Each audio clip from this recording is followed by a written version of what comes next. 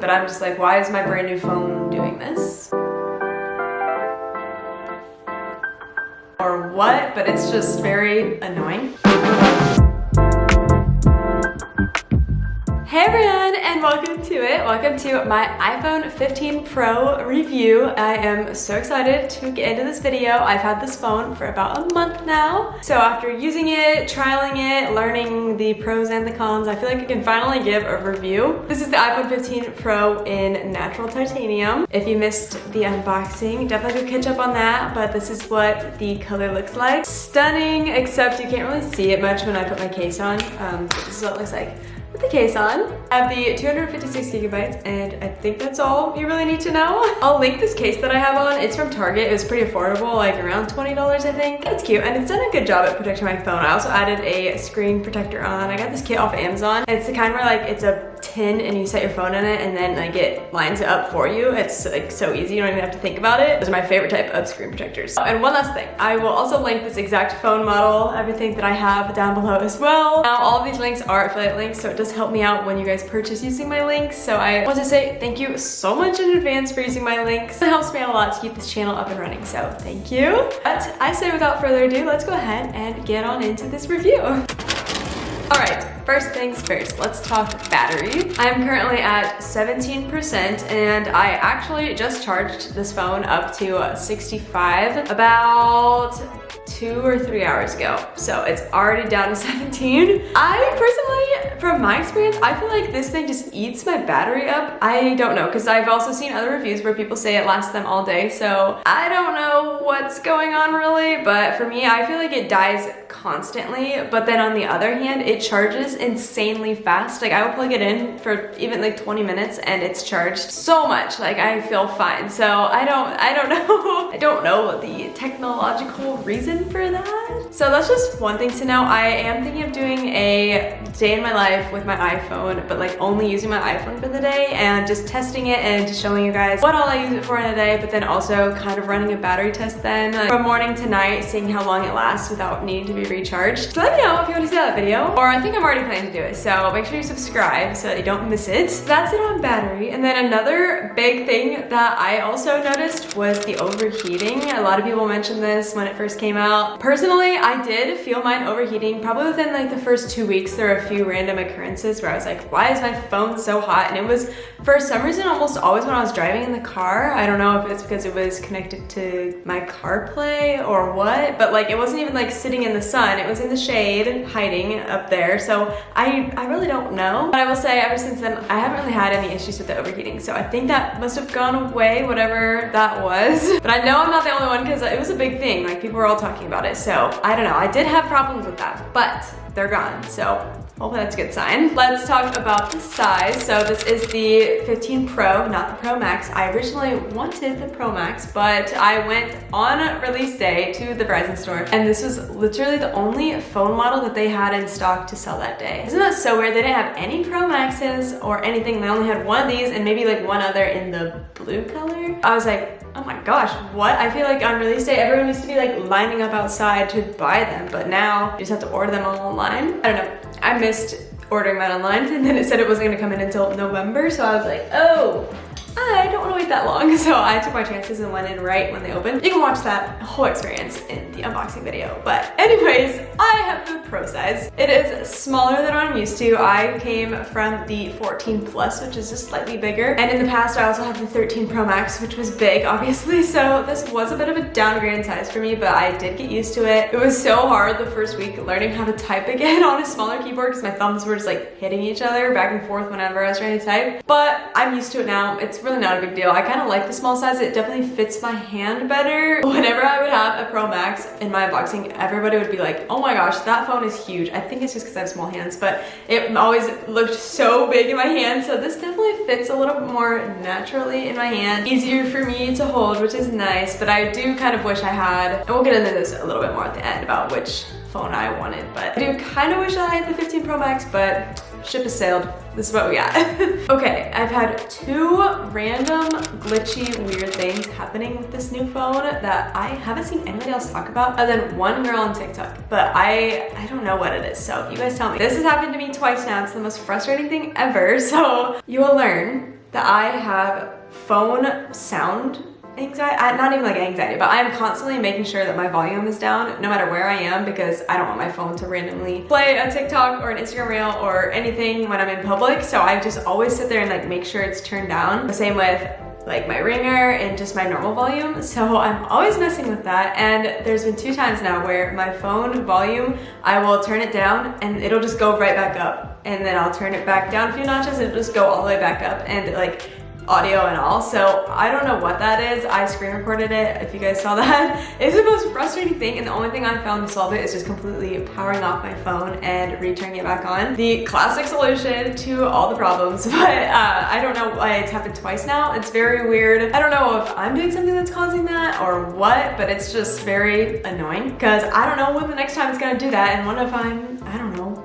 waiting in line at Starbucks and then everyone hears my phone go off. I don't know. Not the biggest thing, but I'm just like, why is my brand new phone doing this? Okay, wait, I thought it'd be fun to switch over to the iPhone camera so you guys could get an idea of how this is working. A bit of a camera test for you. But next, kind of going off of the last point, I wanted to talk about the action button. So when this was first released, I was so excited, but it's not serving me as well as I thought it would. I don't know, maybe I just need to learn a little bit more of how to use it better, but for me, again, kind of going off of the whole sound thing, always making sure my sound's off, I relied on the little clicker button with the ringer a lot to make sure that my sound was always off. So when I was first setting up this new phone, I was like, oh my gosh, let's play around with the action button. I'm gonna set it up to open up my camera so I can easily open up my camera as a content creator. I feel like sometimes I am whipping on my camera at the last second, barely starting my video before whatever I was trying to capture happens. I was like, this is perfect, it'll be great. But then I realized I can only do one action on it, which would be the camera, so I can no longer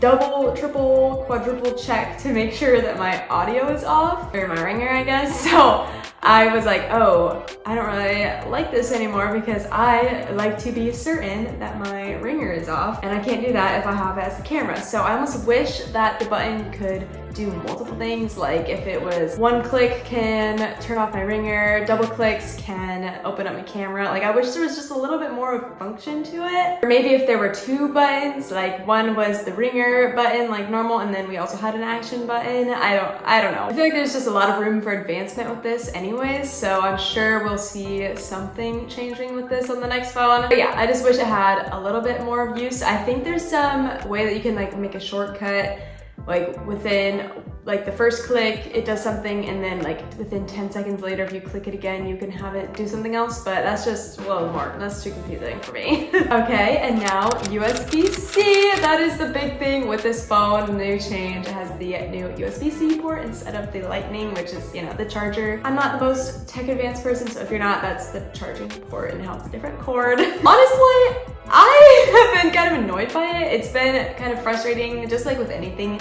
that's new, having to go out and get the new cords and stuff like that. Like I had to get a whole new USB-C to USB for my Apple CarPlay in my car. And now my husband has a 14 Plus as his phone, so it still has the lightning, and now I have the USB-C. So now we have to have 2 different wires in the car for whenever one of us is plugging in one of our phones. So that's just annoying. I feel like everybody's so excited about it being like, oh my gosh, 1 cord for everything. I only have to have one for my iPad, my MacBook, and my phone now. But now I'm like, my AirPods Max die and I go to plug it in and it's the wrong kind because the AirPods and AirPods Max still use lightning. So I'm guessing those will probably be the next to upgrade to the new charging port, but it's just, right now it's not 1 cord for everything. First world problems, like this isn't a big deal, but I just feel like that was the big point that everyone's been making, and it's just been a little bit more inconvenient in my life than convenient. But it is really nice, it charges really fast, and I'm sure I'm going to like it a lot in the future, but right now, since not everything is up to code, that's just where my issue lies, but once everything's there, I'm sure I'm gonna like it. Okay, I mentioned earlier that I've had 2 problems. So I mentioned the one, which was the volume button, like it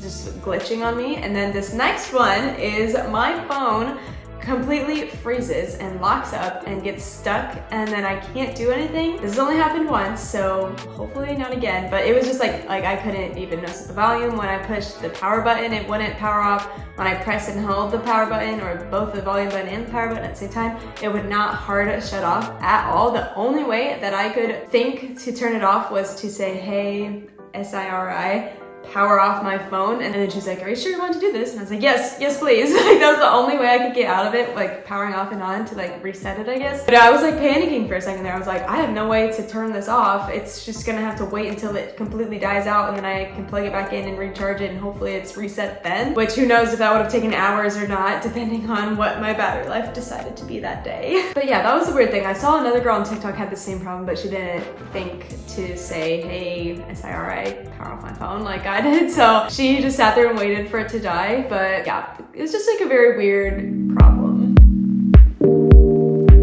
Another thing I want to talk about was the always on display. So that's something new to me. I think it was part of the iPhone 14 Pro. I was upgrading from a phone that didn't have that. So it's taken a lot for me to get used to personally. I'm not sure if I'm a big fan. I might turn it off because I think I can turn it off in the setting. That might be part of what's draining my battery so fast. I don't know. But basically my issue with it is that I always think I have a notification because my phone is always lit up. It was so confusing. The first week it took like, I was always like double looking at my phone because I was like, oh my gosh, wait, I'm getting a call or I have a text, but I wasn't. It was just always on display. I also just wasn't a big fan of anybody just being able to see my business on my phone whenever they wanted because it was like always on display and you could always see my past like 5 texts and stuff because I hadn't answered them yet. So I'm just not sure if it's the thing for me personally, but I'm sure other people out there like it. It is cool, always getting to see the time and everything, not having to touch my phone, but yeah, I think I'll probably end up turning that off. And last up, I just want to talk about the camera. I do like it. I've been trying to take as many photos as I can. It's gorgeous.